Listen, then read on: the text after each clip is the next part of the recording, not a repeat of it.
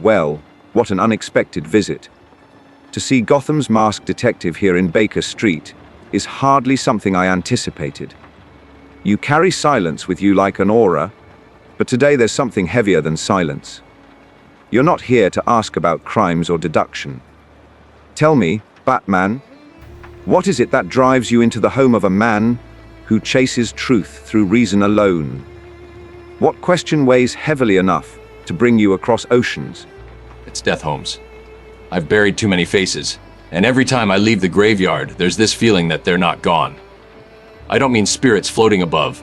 I mean something less tangible but more persistent. Their choices live inside the city. Their absence speaks louder than their presence ever did. I want to know if what lingers after death is simply memory, or if there is something larger, something beyond evidence and deduction, shaping us still. An unusual subject for you to voice aloud. Yet I admit, the matter intrigues me. From what I've seen, when a man dies, the traces are immediate. Habits left in rooms, notes half-written, patterns interrupted. Those traces continue to influence the living long after the body has ceased to function. I have always called this consequence. But even I cannot deny that consequence sometimes feels like a hand guiding from beyond, alive in its own peculiar way. Exactly. In Gotham, I've seen the fear of death drive men more than the promise of life. Criminals whisper names of the dead as if they still hold power over them. Families are broken yet defined by those who are no longer there. It feels like the dead refuse to stay silent, their impact bending behavior in ways neither science nor justice can fully map. If that's not survival of a kind, then what is it? Perhaps immortality is simpler than belief suggests. The body rots, but influence multiplies. When someone of impact dies, their absence grows into legend. A whisper becomes myth, and myth steers men as firmly as law ever did. This is not eternity in the spiritual sense, but eternity in repetition. Still, I find myself unsettled at times, as though patterns alone cannot explain the intensity of presence that lingers in some rooms long after the occupant has vanished. I've walked into crime scenes where the body is gone but the silence feels alive. You can sense the dead shaping how everyone moves, as though the space remembers. I've seen children I saved become warriors because the shadow of their parents never left them. If immortality is influence, then influence is more dangerous than the man himself.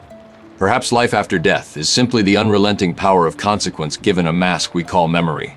Memory, yes, but memory itself is not passive. It constructs, edits, and exaggerates.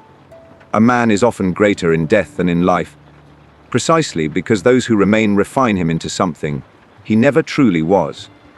In that way, the living resurrect the dead, turning them into symbols that never existed in flesh. That creation has power, but it does not prove continuation of soul. It proves only the persistence of human imagination in the face of loss. And yet that imagination moves cities, topples regimes, creates heroes and monsters. I wear a mask built upon fear of death itself, and it has shaped generations of criminals more effectively than any court ruling. You could say I am living proof that the dead do not remain buried. My parents' absence has been more present in me than their lives ever were. If that is not life after death, then we are playing with words. There is merit in that. Perhaps the distinction between life and death is not as absolute as we frame it. What survives may not be breath or awareness, but effect. Men like you and I, we live less in the body and more in the impact we carve. That impact does not perish when we do. So in a sense, yes, perhaps existence continues, not as soul, but as an equation that refuses to collapse. An equation is too cold a word, though. There's heat to it. Fear, love, hate. Emotions that keep the dead alive in those who remain. When I stand on Gotham's rooftops, I feel the weight of thousands who are gone. It's not calculation, it's presence. And that presence doesn't fade. Maybe it's illusion. Maybe it's reality. Either way, it demands acknowledgement, because it shapes every choice the living make. Then maybe the answer lies in acceptance. Whether it is illusion born of grief, or reality that exceeds reason, it does not change the outcome. The dead still move us.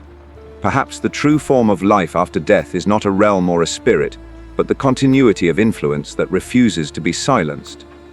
You, Batman, are haunted not by ghosts, but by echoes, and those echoes might be the closest thing humanity has to eternity. And if eternity is nothing more than the power to remain in the minds of the living, then it is still enough to be feared, enough to guide, enough to build empires and break them. Life after death may not be in the heavens' homes. It may be right here in every scar, every shadow, every story we cannot stop telling.